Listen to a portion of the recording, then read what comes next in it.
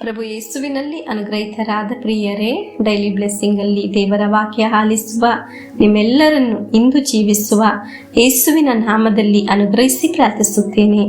ನಮ್ಮ ಪ್ರಾರ್ಥನೆಗೆ ಪ್ರತಿಫಲಕ್ಕೆ ಅನುಗ್ರಹ ಉಂಟಾಗದೇ ಇರುವುದಿಲ್ಲ. ಪ್ರಾರ್ಥಿಸುವ ನಮಗೆ ಇರುವ ಉತ್ತರ ಲಭಿಸುತ್ತದೆ. ಎಲ್ಲರಿಗಾಗಿ ಪ್ರತ್ಯೇಕವಾಗಿ ಪ್ರಾರ್ಥಿಸುತ್ತೇನೆ. ಶಕ್ತವಾದ ದೇವರು ನಮಗೆ ಸಹಾಯ ಮಾಡಲಿ. ಇಂದು ನಾವು ಆಲಿಸುವ ವಾಕ್ಯ 1 ಸಾಮುವೇಲ್ 10ನೇ ಅಧ್ಯಾಯ 6ನೇ ವಾಕ್ಯ. ಆಗ ಸರ್ವೇಶ್ವರನ ಆತ್ಮ ನಿನ್ನ ಮೇಲೆ ಬರುವುದು, ನೀನು ಮಾರ್ಪಟ್ಟು ಪ್ರವಾದಿಸುವೆ. ಪ್ರಿಯರೇ, ದೇವರ ವಾಕ್ಯ ಆಲಿಸುವ ಈ ಸಮಯ ಸರ್ವೇಶ್ವರನ ಆತ್ಮ ನಮ್ಮ ಮೇಲೆ, ನಮ್ಮ ಕುಟುಂಬದ ಮೇಲೆ ಶಕ್ತವಾಗಿ ಆವರಿಸುತ್ತದೆ. ಆಮೀನ್. ನಮ್ಮ ಮನಸ್ಸು ದೇವರ ಅನುಗ್ರಹದಲ್ಲಿ ಪರವಶವಾಗುತ್ತದೆ. ನಾವು ಬೇರೆಯವರಿಗಾಗಿ, ಆತ್ಮೀಯರಿಗಾಗಿ ಪ್ರಾರ್ಥಿಸುತ್ತೀರಲ್ಲವೇ? ನಮ್ಮ ಜೀವನ ಬದಲಾಗಬೇಕು, ನಮ್ಮ ಕುಟುಂಬ ಅನುಗ್ರಹಿಸಲ್ಪಡಬೇಕೆಂದು ಆಸೆ ಪಡೆಯುವುದಿಲ್ಲವೇ? ನಮ್ಮ ಸ್ವಭಾವ, ನಮ್ಮ ಆತ್ಮೀಯರ ಸ್ವಭಾವ ಬದಲಾಗಬೇಕೆಂದು ಯೋಚಿಸುವುದಿಲ್ಲವೇ?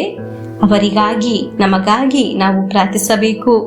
ನಮಗೆ ಎಲ್ಲರಿಗಾಗಿ ಪ್ರಾರ್ಥಿಸೋಣ ಪ್ರಿಯರೇ. ಈ ವಾಕ್ಯ ಆಲಿಸುವ ನಮ್ಮ ಒಬ್ಬೊಬ್ಬರಿಗೂ ಬೇಕು ಬದಲಾವಣೆ. ಕಾರಣ ನಾವು ಸಾಧಾರಣ ಮನುಷ್ಯರು, ಪಾಪಿಗಳಾದ ಮನುಷ್ಯರು, ಕೊರತೆ ತಪ್ಪು ಇರುವವರು. ಅನೇಕರು ನಮ್ಮ ಕೊರತೆ ತಪ್ಪು ನೋಡುತ್ತಾರೆ. ಅನೇಕರು ನೋಡಿ ನಮಗೆ ನೋವು ಕೊಡುವುದು ಬೇಡವೆಂದು ಕ್ಷಮಿಸುತ್ತಾರೆ. ನಮ್ಮಲ್ಲಿ ಅನೇಕ ಕೊರತೆ ಇದೆ. ನಮಗೆ ಪ್ರಾರ್ಥಿಸೋಣ ಪ್ರಿಯರೇ. ಕರ್ತರೇ, ಈ ವಾಕ್ಯದಲ್ಲಿ ನುಡಿದ ಹಾಗೆ ಸರ್ವೇಶ್ವರನ ಆತ್ಮ ಶಕ್ತವಾಗಿ ಇಳಿದು ಬರಲಿ. ನನ್ನ ಮೇಲೆ, ನನ್ನ ಆತ್ಮೀಯರ ಮೇಲೆ ಇಳಿದು ಬರಲಿ. ನಮ್ಮನ್ನು ಅನುಗ್ರಹಿಸುವ ಸ್ಥಳಕ್ಕೆ ಮಾರ್ಪಡಿಸಿರಿ.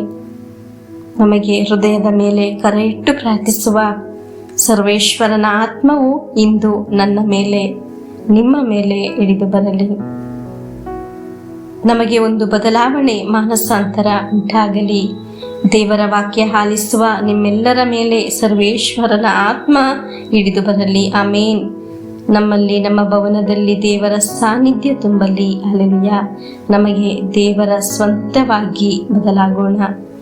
ಇಂದು ಆಲಿಸಿದ ದೇವರ ವಾಕ್ಯದಲ್ಲಿ ಸರ್ವೇಶ್ವರನ ಆತ್ಮವನ್ನು ಇಳಿದು ಬರಲಿ ಎಂದು ಪ್ರಾರ್ಥಿಸಿ ಪ್ರಭು ಯೇಸುವಿನ ಆಶೀರ್ವಾದವನ್ನು ನಮಗೆ ಸ್ವೀಕರಿಸೋಣ.